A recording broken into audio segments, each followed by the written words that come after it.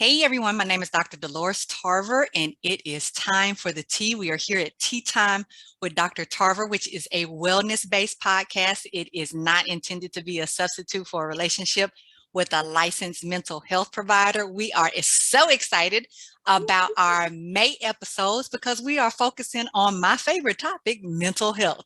So it is Mental Health Awareness Month, and you all know I will say that every day is Mental Health Awareness Day, which means every month is Mental Health Awareness Month. But in the month of May, we do particularly focus on mental health. And so we are going to be discussing what is interfering with your wellness because we want you to be well. So we are going to be talking about suicide and depression and worth and criticism and this inaccurate information we have received that is affecting us in all these negative ways. We are going to live our truth naked and unashamed. And we are going to address the different stigmas that are affecting us. So today we are going to be getting into an outstanding conversation. Why are you hiding? Messages we learned in ministry. And I have a special guest who I am very excited about. So join us on this live. Put your comments and your questions in that comment section, and we will be happy to address things as we move along. But I do not want to keep you in suspense any longer. I am very excited to present to some and introduce to others Reverend Amarylis West. Some of you know her. But if you don't, let me tell you a little bit about her. Reverend West has worked in the nonprofit arena for many years and has enjoyed the mission of the Salvation Army, Habitat for Humanity, Hope Enterprise Corporation, and now as the Public Relations Coordinator at the Pastoral Institute. She has volunteered as an award-winning PTA president and as ambassador for the Chamber of Commerce. Reverend West also spends time curating meaningful conversations and does impactful conferences and effective collaborations through her own organization, the Rafa Creative Group. And we want to make sure that you're aware of that group because that's how you're going to learn, how you're going to be able to get with us to continue these naked and unashamed conversations.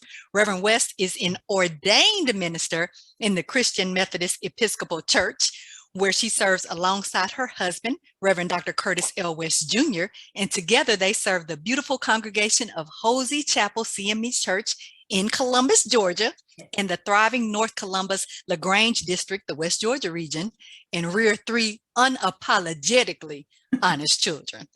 I just want y'all to sit with that for a moment. Welcome with me, Reverend Amarylis West. Hey, everybody. Hey, girl. Hey.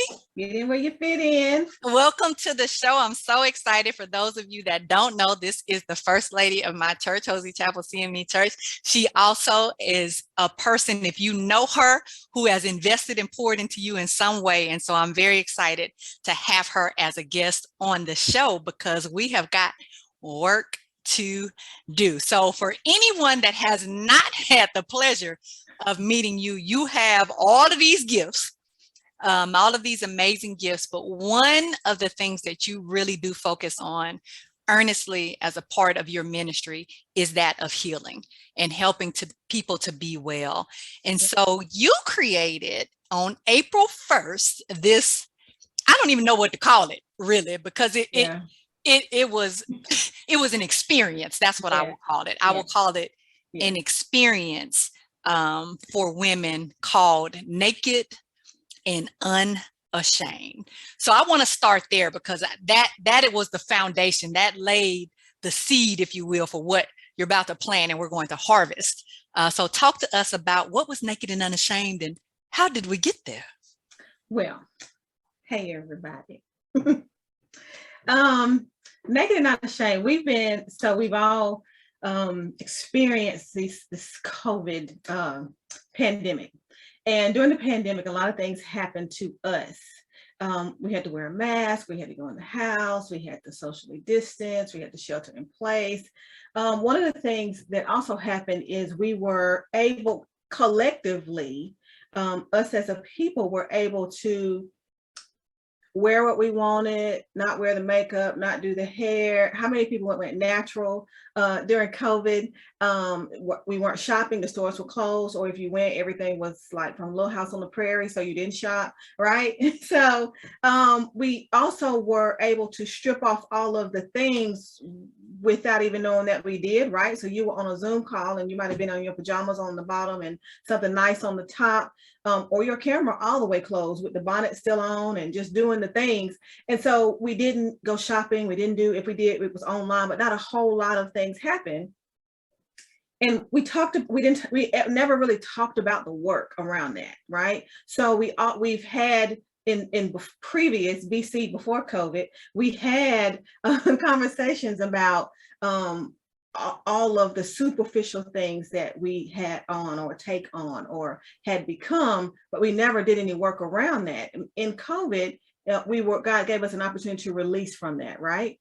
So as we were coming back outside, going outside, the question that I was having with other people was, do I go shopping now? Do I go buy new stuff? How do I prepare myself? Do I now continue to try to keep up with the Joneses when the Joneses ain't went shopping either? We don't even know where we are in this whole matrix of things. And so we also emotionally were stripped of things and mentally and socially stripped of things. And so Naked and Not Ashamed is almost like we were returning back to where, and we get into this, Adam and Eve were naked, right? In Genesis, they were created and they were naked. And in Genesis 2:25, it says, and they were naked and were not ashamed. It says they were naked and not ashamed. You get to the top of 3 and it says, and then the serpent. Right? So then something came in, an external force came in and they interacted with the enemy and all these things happened, but then they realized that they had done something wrong and shame came upon them and God was looking for them. And he said, well, where are y'all? Well, we were naked, so we hid ourselves. And he said, well, how did you even know you were naked? How'd you even know you were naked? So then God knew they had done something wrong. And so we wanted to have a conversation with women about the things that make us shameful, right? And these places that we're in and how we're not able to be transparent and not able to be vulnerable and not able to just be our real true selves. But in some places we were, in some places we weren't, and didn't know it, right? Or had not done the work to get there. So we created this space for women to come to and just take the hair off, take the makeup off, not be dressed, just be naked before God without all the pretenses and the form and the fashion and all of the things that we're taught to do, and just be before him. And God showed out and met us there. I say tricks us. We think we're gonna come and have a good time with our sisters, and he's already there waiting on us when we get there, like, I'm glad y'all are here, and now we trapped. And so that's what the Naked and Unashamed was about. It's the Women of Halsey Chapel and all of our friends, our girlfriends that came to meet us, just being able to be in a place with God where it didn't matter if God was going to expose my trouble or expose my hurt or I was naked before him, and everybody else was naked too, so we were fine. So we weren't naked, we were naked. We were naked. And why that was so powerful is because we do put on all the things. We were having a conversation before we got on about hair and makeup, and okay, I had to be on camera, so I want to make sure I was coiffed in decency and in order. However, those are the things that interfere sometimes with us not only having a relationship with God, but us having true and authentic relationships with ourselves. I can't even look. I don't even know who I am, because who am I going to be today? You know, we joke about how much I changed my hair. Like, well, okay, who I need to be today? Let me figure out what my hair is going to be. But if I can't be authentic to myself and I can't have a relationship with God, I definitely can't have relationships with other folks, because I'm so afraid people are going to see who I really am, and I'm going to be exposed in that garden, like, oh, God done seen me. Yes. Let me jump in right there. You reminded me of when the girls were in middle school. And so Lauren would have been in the 6th grade, Simone would have been in the 8th grade. And at their school, girls were getting quick weaves and sew-ins and doing the thing, and all the hair, they were coming into that, right? And they would come home and go, oh, mommy, asked me what I thought about it. And I said, what do you think about it? Well, I think it's too much. I think we're too young, right? Like their personal preference was to not, right? They've never had perm on their hair their whole life. They've been natural their whole life. But the conversation that we shared as we talked about it, because it was peer pressure, it became a thing because I didn't look like these girls. And I said, but let me tell you, you can do so many different things with your hair when it's natural. I said, let me tell you my fear about that. I said, if you are 10 and 13 and you don't like what you look like, and you get used to covering it all up, you won't love yourself, who you are at the bare minimum, at the bare bones when you take the hair. If you grow up with covering it up, you don't know who you are. You don't know, you can't be authentic even in your own space when you are in the mirror alone in your house. Because I'm not used to seeing myself without the hair. I'm not used to seeing myself without the makeup and the lashes and the things.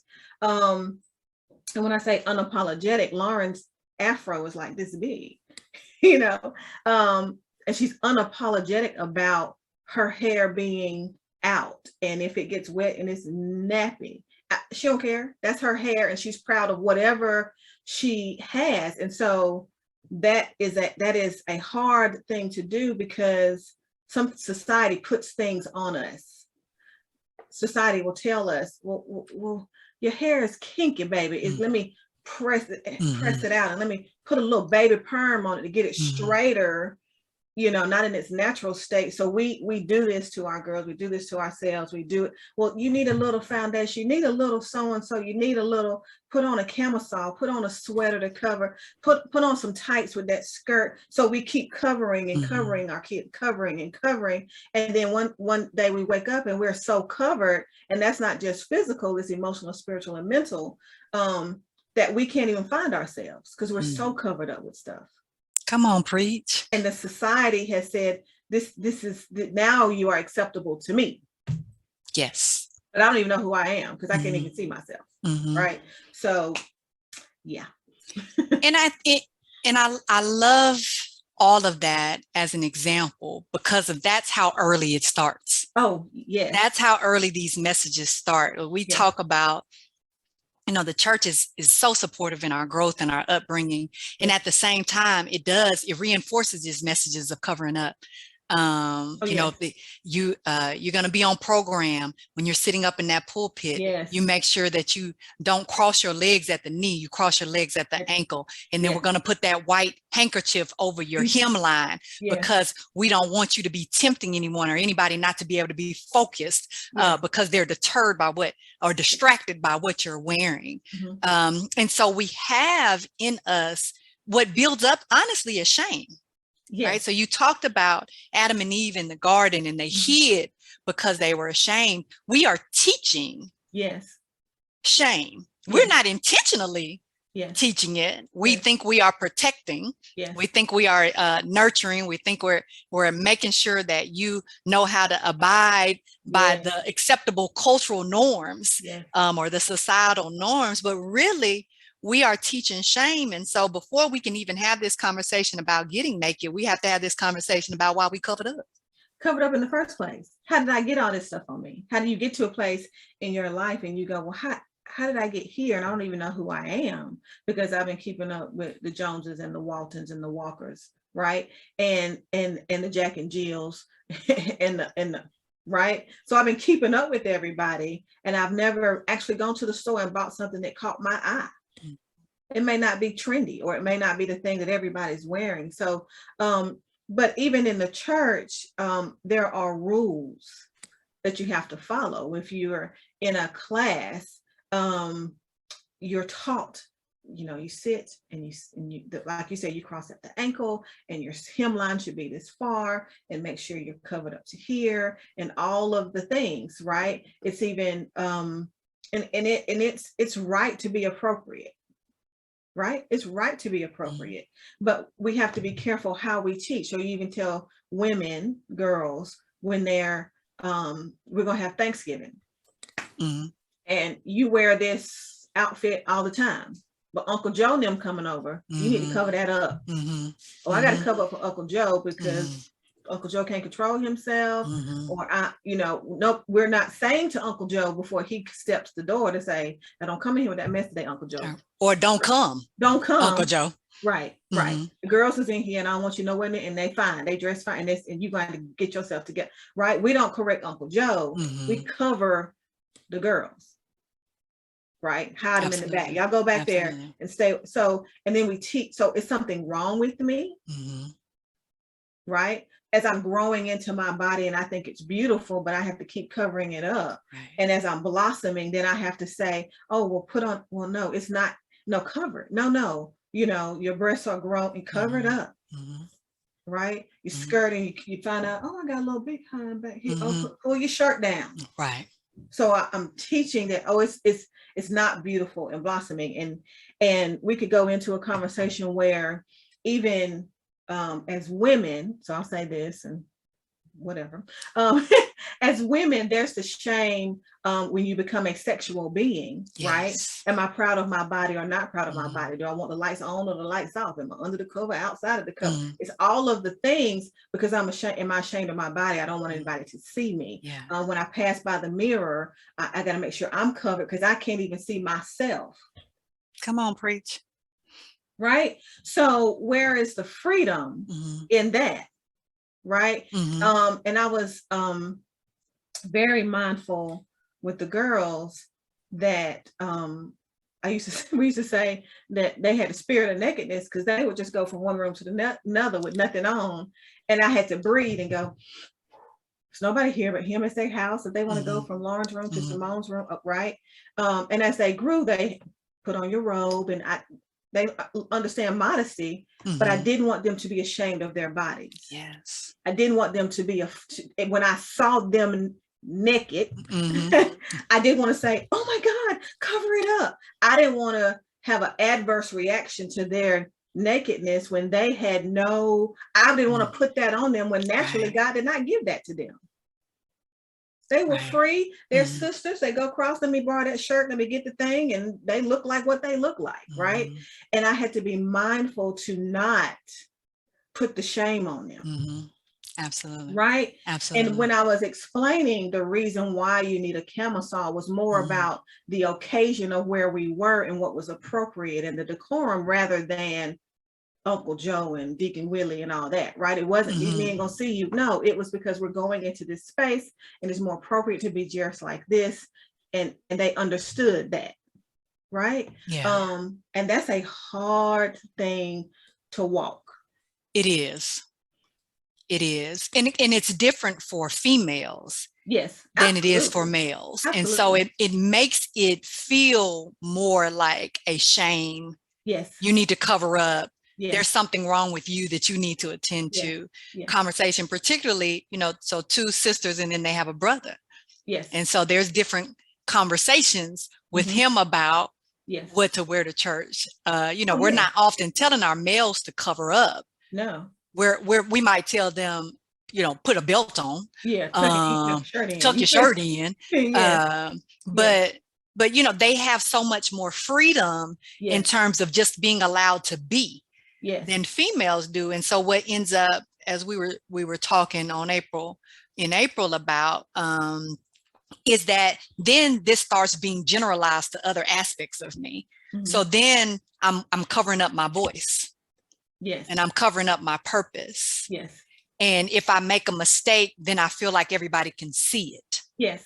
Because I don't want my shame to be paraded.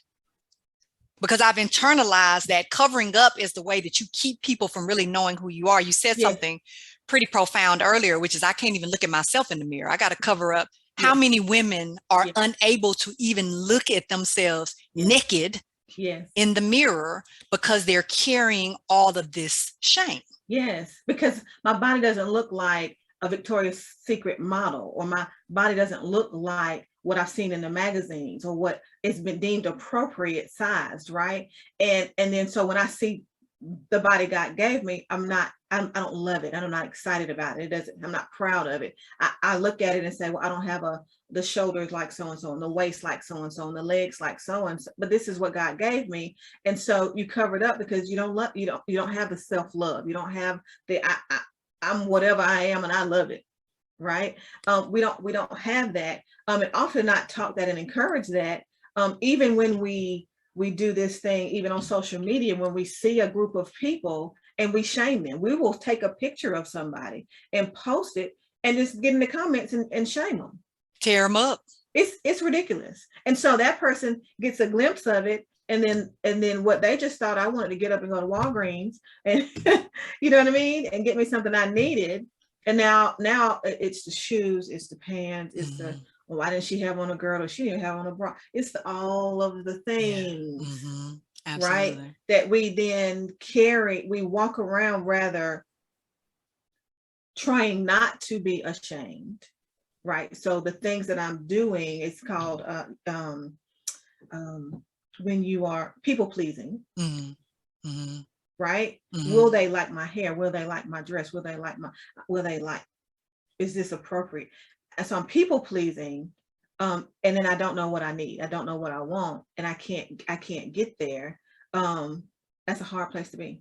That is a hard place to be because it makes you not want to show up, right? Because now I'm comparing myself to other people, as you talked about. So I don't sound like Reverend West when I speak, or I don't look like Sister Susie when I stand up. And so I don't, and now I'm conscious about my butt and I'm conscious about my breasts. Oh my gosh, you know, and how many times were you had, you know, a conversation was had with you about how your butt can lift up your dress in the back, or how your breasts are larger, so you got them, don't wear those buttons that look like they're about to pop, or right. And so now I can't even focus on my gifts.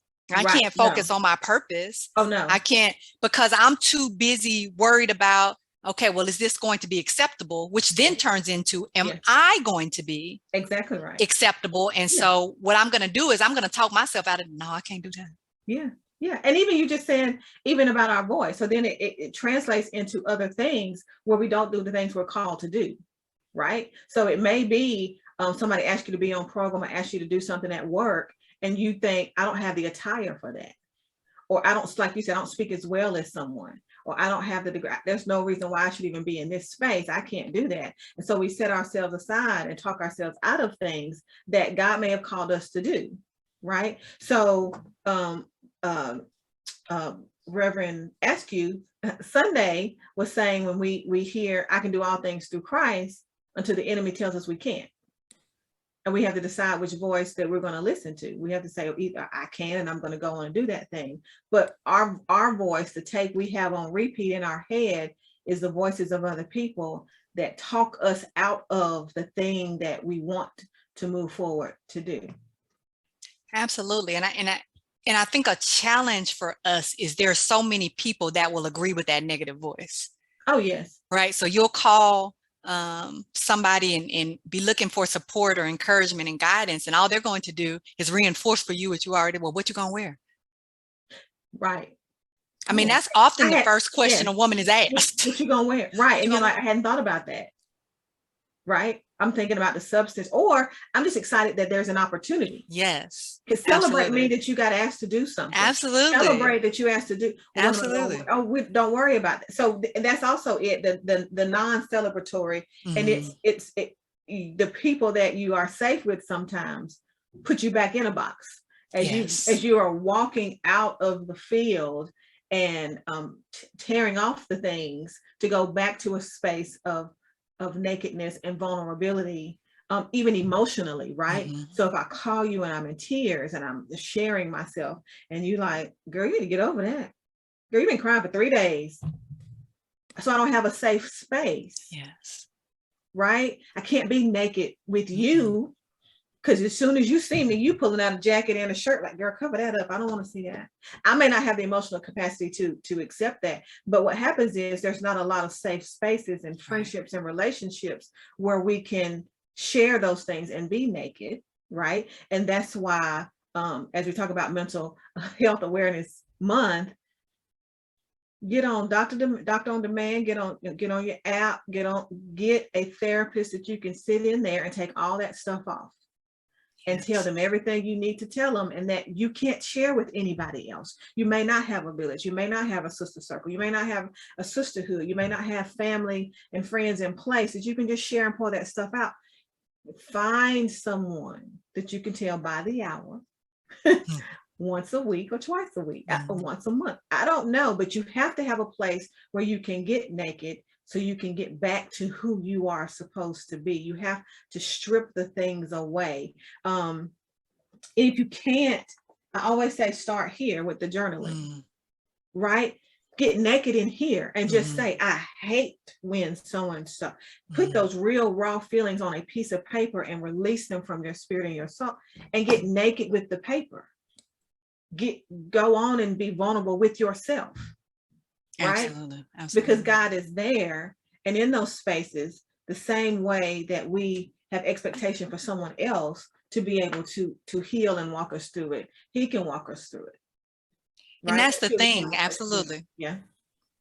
Absolutely. We're so consumed at times with God seeing our imperfections. Yes. We don't realize that God is walking with us. Yes. Now God is judging us, because that's what other people have done in my life. They've judged me. Yes. When they put that post up, when I was out at Walgreens, just trying to grab me some cold medicine. Yes.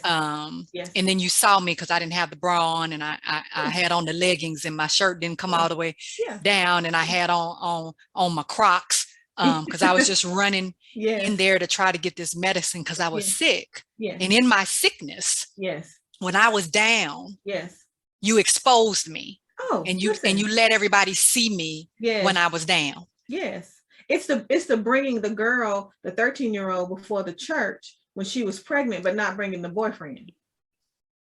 You know that's that is very personal for me. Yes. Yeah, you're gonna do that. It's when they brought the woman caught in adultery to Jesus and left the man back at the end.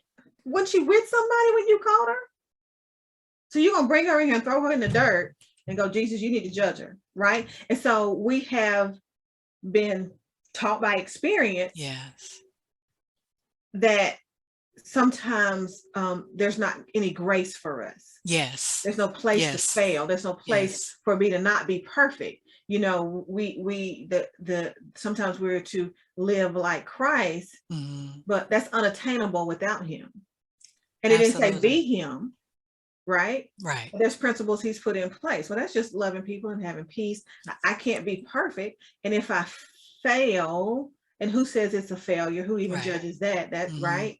Then I'm ashamed, or I'm afraid that you're going to see me and judge me. But there's no grace to say, girl, it's okay. Come on. Yeah, come on. Get back up and let's try again. Get back up. Can I help you? Right. And even in those spaces, we're not able to be vulnerable and naked and free and just who we are as we're working it out. Sometimes we're not allowed to, if you put someone up to sing or put someone up to speak and they sing and their voice cracks the first couple, well, she want to get up and sing again. Well, that might have been her first time in front of people. You give her 4, 5, 6 times, she may pull it together, right? Absolutely. Everybody starts somewhere. Absolutely. Right. But we're quick to go, oh no, thank you very much. Right. And set people aside and put shame on them. That lack of grace, like you said, you know, we want grace. You know, a pastor, and this stuck with me, said, when we mess up, we all in our filth and our dirt, and we want grace, we want forgiveness, we want understanding, we want the empathy. But when someone else messes up, we want to nail them to the cross. And we want everyone to see how they messed up and all of the ways that you showed up and you were inadequate, and let me expose you. And then what does that do in terms of our ability to be able to share with folks, I'm struggling? Listen, it is a nightmare. It's a nightmare. So, and I often tell people, This woman came up to me one time and she said she spilled all the tea. She spilled all this woman's tea, all of the things she was going through. Did you know sister so-and-so was this and this and this and this and this was happening and this was happening and so forth and so on, and just ran down the thing. And my heart went out to sister so-and-so. And I turned to her and I said, oh my God. When she got done, I said, let's pray.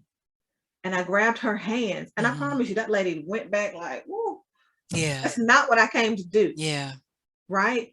But if we remember that we can support our sisters, our friends, our loved ones, rather than tearing them down and taking their stuff. Because this is the thing about that. If you are privy to that much information, you are probably her intercessor. You are probably the person that God allowed you to be close enough to her to know all of these things. You are probably supposed to be going to the throne of grace with that business. Yes. Yes. And not running around and telling it. Yes. That's for you to do something with, but not share. Yes. Yes. And see how you can help get resources to support. Yes. Yeah. Yes, absolutely. I mean, and the reality is we do have to know who's safe. And you mentioned that before. It may not be my girlfriends because they may not really be my girlfriends. We talked about jealousy Sunday. Yes. And so sometimes why people are critical of us and why they're hanging us on the cross and why they're wanting to expose us is because they're dealing with their own shame. Yes. And so it takes some of the pressure off me. I don't have to deal with my own stuff when I get to throw stones at you. Yes. When you get to come up here, woman, and I don't have to deal with the man. When I'm not dealing with Uncle Joe because I'm too busy telling the girls, them shorts a little short, put some tights on under that. Instead of like, Uncle Joe don't need to be over here with these girls because he doesn't know how to be appropriate.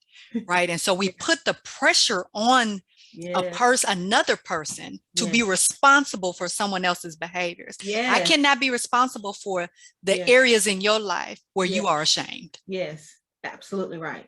But you're having me to carry your shame. You're putting that on to me, and you're saying you're trying to protect me, or you're saying you're looking out for me, or you're saying I'm not ready yet, I need more preparation, or you're saying, well, girl, you know what you done did in the past. You don't want nobody bringing that up. What if somebody tells how you used to be? They go get those skeletons and put them on Front Street? Look. They'll put them on the front pew. Do you hear me? What we talking about it and Naked and Unashamed? Everybody is an ex something.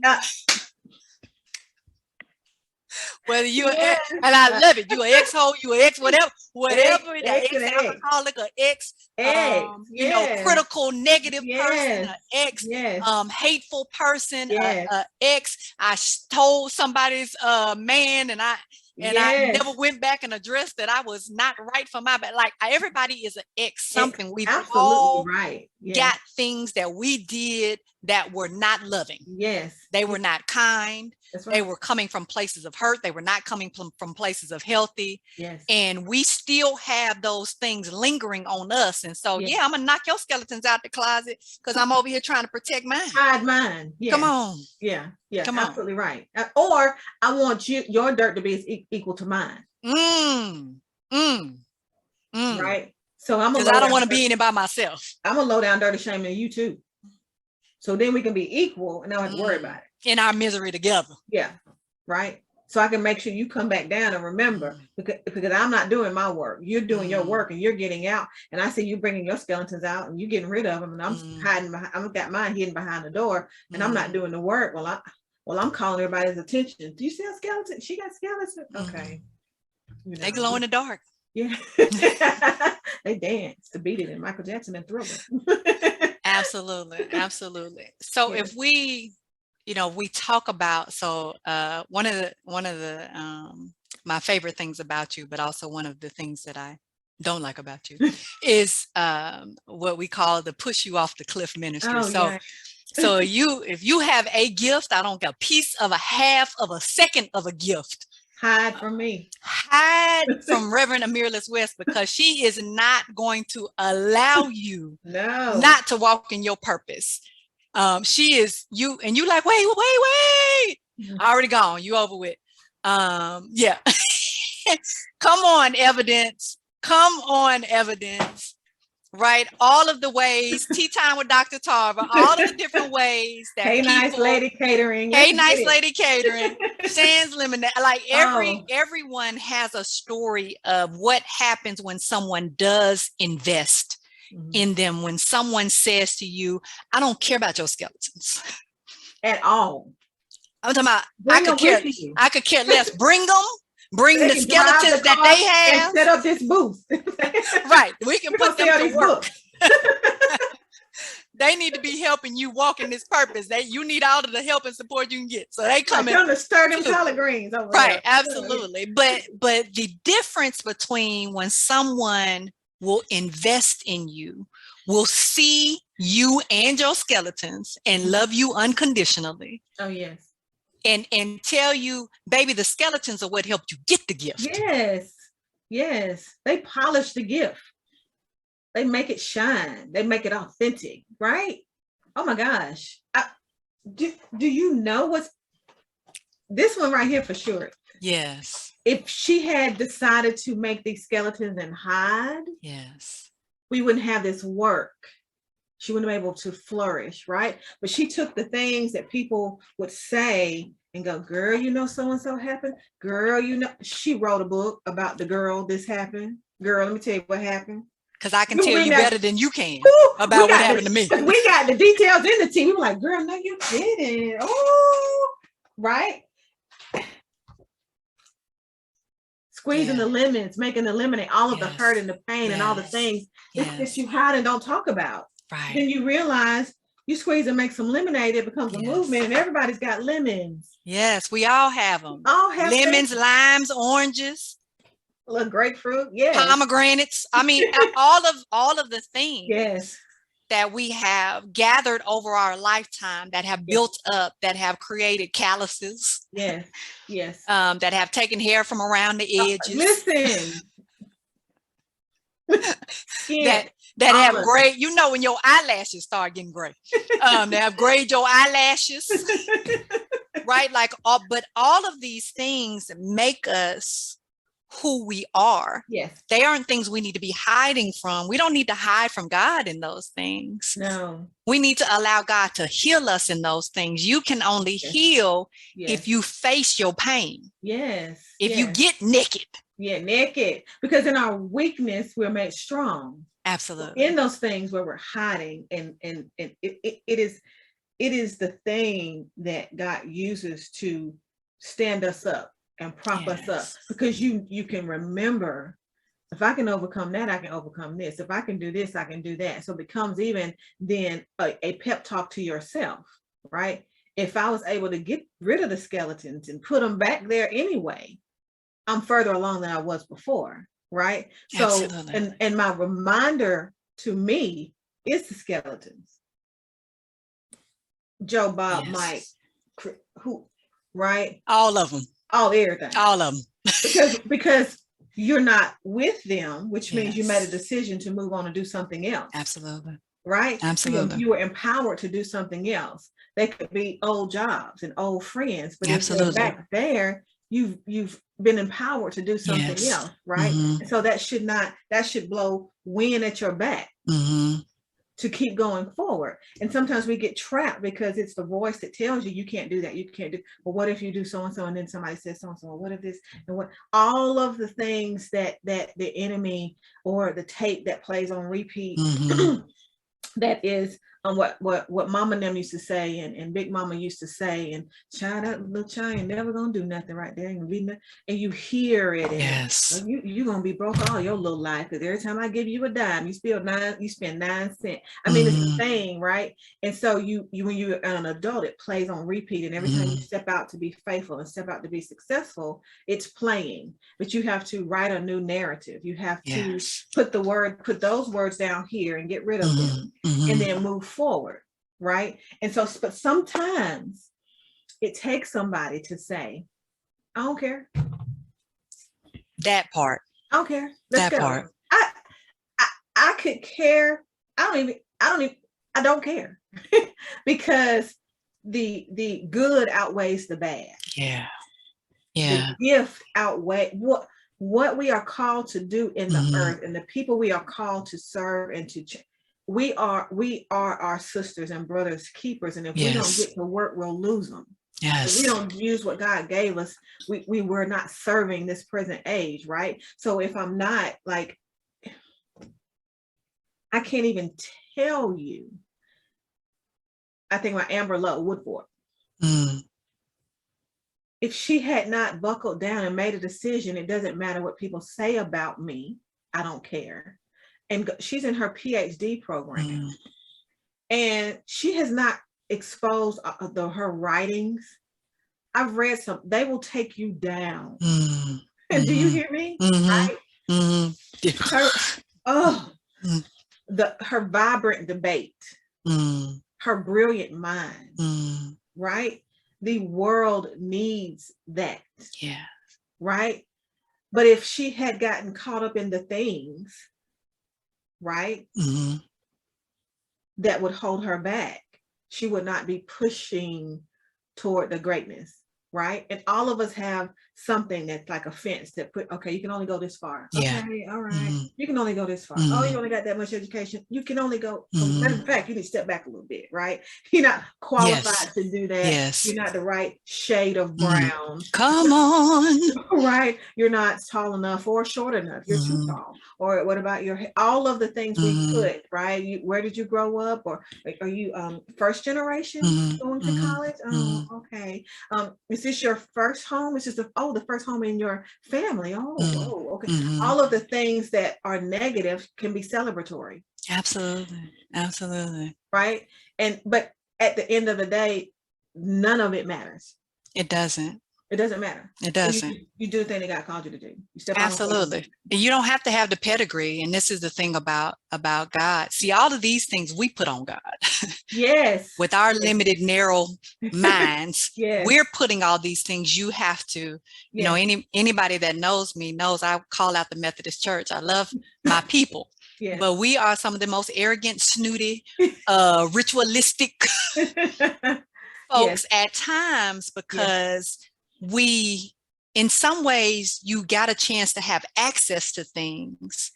The more pedigree you had, right? So if you put that shawl on over your shoulders, that hemline comes before your knee, your hair is coiffed, it's not blue, right? And so because those things that gave us access, and then once we got access, our job was to bring the other folks with us, not to try to make them beat us. Was, hey, I sacrificed. I made the sacrifice to do the things that would allow me to get through with my light skin and my curly hair or whatever it was, that allowed, or my degree, that got me in. But instead of now saying to you, the door is open, you don't have to do any of that. You get to show up and be who you are. You are loved because of who you are. Not because of what you have or what you've earned. So instead of doing that, what we said is, I'm going to raise the bar even higher. Yes. Because you know why? Watch this. Come on. Because you're not going to shame me. Because now the shame's not me creating my shame anymore. It's you cutting up and shaming me. That was shame on you, but your shame on you was shame on me. So now I'm connected. And you're not going to shame me, so no, you can't come in. Right? Oh, you spoke that word. Because I'm concerned. I have come into a place where I know how to operate, where there is no shame. I can avoid the shame. I can hide. The shame. How are you? Right? I code switch. Absolutely. Won't we do it? Won't we do it? Enunciate all of the endings of those words. Right. But then there's no access. And there's no authenticity. You're not being true to who you are. You have put an image together because someone told you that image was acceptable. So you still operating in your shame, but now you have, as you said, transferred that shame onto other people. Like I need you to keep my secret now. Right. Let me tell you something. Tell you something that's funny. So, and I don't know who all is out in internet world, but they used to say to me, you have women's conferences, right? So I'm at work. And then so women from work would come, be invited, and they'd come to the conference. And we get back to work, and I'd hear them say, you know what? Amarylis was the same person, crazy, this person Fun. at church that she's at work. I thought we were gonna get the first lady act and dog and pony show. I said, I don't have the energy. I can't keep up. I could not possibly shift gears, right? If I am presenting my authentic self at the grocery store, at work, right? At church, it's who I am. It's right? the same. It's the same. And so we also have to be careful that when you shift in and out of the personas, right? That they are rooted in the shame. I'm ashamed of that person. That part of me. That part of me. I'm ashamed. And so some people don't think they have shame because they've hidden that part of themselves, right? But they've hidden it because they were ashamed of that part of themselves, right? They were ashamed of maybe their upbringing. If you ask them too many questions, you'll get to it, right? And they want you to stay here because it's safe for them. Yes.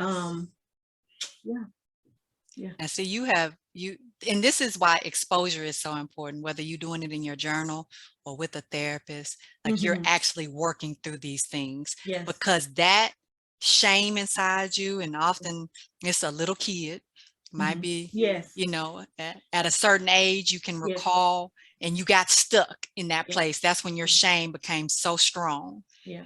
That shame of I only had a couple of pairs of pants to wear growing up because we're struggling financially. So you had a few, and you'd rotate those few pair of pants, and you'd rotate those couple of shirts, and your glasses that were bigger than your head, and your little afro, because as you said, I didn't have that perm, so it's natural, but nobody else was, and so it made me feel very right. So as an adult, in order for me to hide that little girl who had that little afro and those big old glasses, and that button fly rust orange shirt. And I always say I'm going to bring that picture and show it to people because they'll be like, who is that little boy? Because that's what I thought I looked like. I thought I looked like a little boy. And that's what people would say to me. They'd be like, oh, what a cute little boy. Right. And so that's when you got all of this, because I never wanted anyone to see me feel the way that I felt. Yes. In that moment. Right. So so we're hiding and we're covering, but we don't know. I didn't know for a long time that was my shame. Yes, and yes. We were on a call, and it was a fashion do-over kind of call, or a cleaning out your closet kind of conversation. One of the ladies unmuted, and she was saying in her closet, of course, in her house, her clothes are in several closets and all the things, and she was having, talking about doing the clean out. But what she said was, she grew up, she went to a private school her whole life, the same private school, and the uniform was a blue pair of pants and a white shirt. She wore a blue pair of pants and a white shirt every day of her life, except for Saturdays and Sundays, from the age she was 5 till she was 18, right? On the weekends, when she got older and wanted to go to the movies with her friends, because her mom said, well, girl, you wear a uniform all the time, she only had 2 alternative outfits. So if you saw her at a football game or the skating rink or anywhere else, it was one of those two outfits every weekend, right? And so what she was battling with, and this is your wheelhouse when you talk about root issues, was she was overspending. She was she never wore the same thing twice. She never wore the same thing twice. So she always shopped. She always, right? So she had all these clothes because she never wanted to be seen in the same thing. Same things. But she thought she was just a shopaholic, or she liked nice things, and she thought, retail therapy, and she was enjoying it until she started thinking about why am I like this? And she realized, I don't ever want anybody to see me in the same thing twice. Yeah. And that's the emotional work. Absolutely. right? Absolutely. It's not the covering. The shame is now in being seen in the same, and that was her shame. And she didn't know it was there. That little girl was in there hiding in the blue pants and the white shirt, going, girl, go buy Absolutely. something else. Don't wear that. Yeah. You wore Yeah. that 2 You years ago. they done saw that already. And you took a picture in it. Right? Yes. it. Absolutely. Yeah. So one of the things that is a part of this whole push you off the cliff ministry is pushing you off the cliff Yes. in this ministry. And so Naked and Unashamed, moving forward, and how women can get involved in this ministry of women supporting women in our spiritual wellness and our mental wellness and our social wellness and our intellectual wellness. So talk about how people can get connected with this next phase of your purpose and your gift. Okay. Well, Rafa Creative Group is the thing God gave to me to do just these things, curate conversations and get people together and collectively and collaborate and just make the world a better place, right? And for healing, Rafa, Jehovah Rapha is our healer, right? In all of these spaces, there should be healing. And one of the things that we've talked about is was so powerful about the event we had April 1st was just to be the ability to sit down in a space with other sisters and do our work. And so in that space, though, you were on to teach and you took us down. I don't know, you're trying to give us this whole book in like 35 minutes. And we were taking notes and you would ask us a question that I needed 2 days to process. And I'm taking notes and go, and then you get hit in the neck and hit in the chest and right. And I was sitting there thinking, well, this needs to be a workbook. I want to do this work. I want to walk down these things and continue to strip off all of the stuff. I want to find that girl and like Pastor William said, and tell her to come out from under the table. Right. And so in the space, so we talked about it, we are creating a Facebook group, Naked and Unashamed. So it can be a private space, a safe space, so that we can share. So Dr. Tarver can drop a page and we print it off and do our work and come back and go, whoo, Lord have mercy, I only got the question number 2. What about y'all, right? And share and support and those kinds of things in those spaces, because COVID taught us a lot about how we needed each other. We socially distanced. We, as a nature, the way God created us, we need people, right? And we can be introverted or extroverted and like people or don't like people, but we still need people, right? That's the way God created us. And us being separated was good in some ways and then detrimental in others. And then this is a way we also learned that we can still stay connected using the tools that God gave us. So this group is a space where we'll get in there and there'll be tools for us. There'll be conversations for us. There'll be private conversations in that group only, right? We'll go live in that group and only in that group. And that's where we'll share and be in a safe place. So we're inviting all women to get in and invite your girlfriends. And let me tell you something, I will pray about who you invite. Right? Because if you want to be vulnerable and transparent, you want to be in a space, you don't get the chairperson of the street committee, right? to come into the space so they can get all the tea and go back out, right? So it'll be moderated well. We won't have shenanigans. We'll be praying over it and we'll be doing our work, right? So yeah. Well, and I'm so glad you said the part about being prayer about who you invite, right? So we just laid out a foundation for what happens when you have people in your life who are jealous or critical or so wounded that they're bleeding all over everyone else. And so you can't get healed because you're too busy trying to keep wiping off this blood that's from somebody else's wound. So what we don't want to do is we don't want to create a space that's going to further traumatize you. We want to create a space that's going to allow you to grow in your healing and where you can feel safe and you can be vulnerable.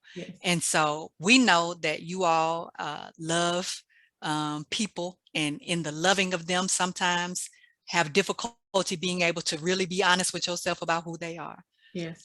So we're asking that you have that sincere conversation with God about, is this a person who really is going to be able to be in this space and be healthy? Yes. And if the answer is no, and you all know, we have discernment, you know, your first inclination is, so when you have that, hold off on inviting, sis. Yes. In there. And we will do our best to try to talk about some of those guidelines as well. Yes. And help people to recognize that they may not be a good fit. But we're all good stewards of our own health and wellness, right? Yes. So we want to make sure that we're taking the best care of us that we can. Yes. Yeah. Yeah. I'm here for it. Yeah. So the goal is for us these conversations to continue. And it won't all be this same conversation. So it'll evolve and grow into other things, but it's a place of healing, and it's a place that's safe for us to just come together. So I'm excited about it. We will put on Dr. Tarver's page and in the comments of this live the link to it. We will be, like I said, I'll be moderating it, you know, click away, invite away. But, you know, we also will do our due diligence to make sure it's safe. Absolutely. And I will remove people. I don't mind firing folk. Because the reality is, I got tickled one time. This story was shared with me that someone preached, and they didn't do the best job. And part of it was because they really weren't healthy. And so the person whose church they preached at told them, you know, God is not pleased, and neither am I. But I don't want you to hear it in the street. I want you to hear it directly from me, right? So sometimes we just need to hear it. Maybe not on blast in that way, but sometimes we do need to hear it from people who are healthy. Hey, sis, you're not in a healthy space. Right. And so it may be that you can come to this group at a later point. Right. When even I am even healthier to be able to then assist you once you are in the group. But right now I can't bring you with me when I'm trying to get my work done. And then, but it's not for you to also hoard too and say I'm in this exclusive group. Right. Because we will do that. Be like, no, girl, you can't come. It's my group. It's a VIP section. It's VIP. We're not doing that either. But just being mindful. We got the good communion wine. Yes, but we want to be mindful. We want people to be healthy. And Sister Doja just said, "Hey sis, you okay?" That's right. So we got to check on our. Sis, you okay? We got to check on our sisters. So information will be forthcoming. This is Reverend West's purpose, part of her purpose in her healing journey, and I'm very proud to be able to be on that journey with her, because we've realized that our purposes are intertwined. And so we're going to support each other in the Push You Off the Cliff ministry. I think I pushed you and you reached back and grabbed my foot. I did. I was like, see, that ain't how that's supposed to work. That's exactly how that's supposed to work. Because I'm not going by myself. We gonna walk in purposes. We gonna go together. Well, our paths may go in different. Some of those people out there in the chat were like grabbing the other leg and pushing. See, I got together. I appreciate it. Now, come on, we coming together. So you go. God is gonna get you, and then we gonna both land, and we're gonna land where we need to be. So thank you, Reverend West, for showing up, for being here, for pouring into people. And thank you for being faithful. Like you see a lot of people during the day, and then you will keep your headset on to go live to share with us. And it is important work, and I appreciate it. We appreciate it. We go back and listen to it. You are giving us gems. You are giving us great guests. It is amazing. And I want to say thank you from all of us that are enjoying it. We are still talking about it. Michelle and I were talking about it today. I mean, it's phenomenal. Keep going. It's amazing. Thank you. Thank you so much, because it is that actually got me here. So thank you so much for that. So you all can catch lives of Tea Time with Dr. Tarver on my Facebook page, my Instagram page, YouTube, and all your favorite listening platforms. This will not be the last time you see us. So you be well. Everybody have a good night. And thank you, Reverend West, again. You're welcome. Good night. All right. Good night.